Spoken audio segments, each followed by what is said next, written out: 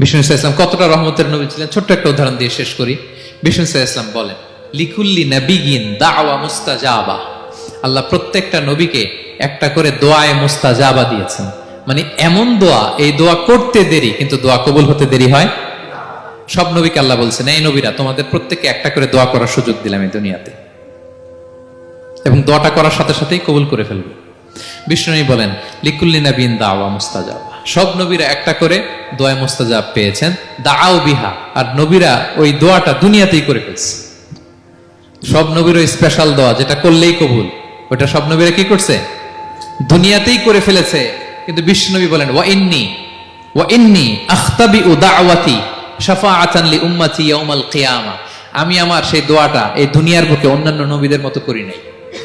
আমি আমার দোয়াটা আমার গুনাহগার উম্মতের জন্য কিয়ামতের কঠিন দিনে তারা যখন মুসিবতে পড়ে যাবে, ওই মুসিবত থেকে বাঁচার জন্য ওই দোয়াটা আমি আমার উম্মতের জন্য রেখে দিয়েছি। ওয়া ইন্নী আখতাবিউ দাওয়াতি শাফাআতান লি উম্মতি ইয়াউমাল কিয়ামা।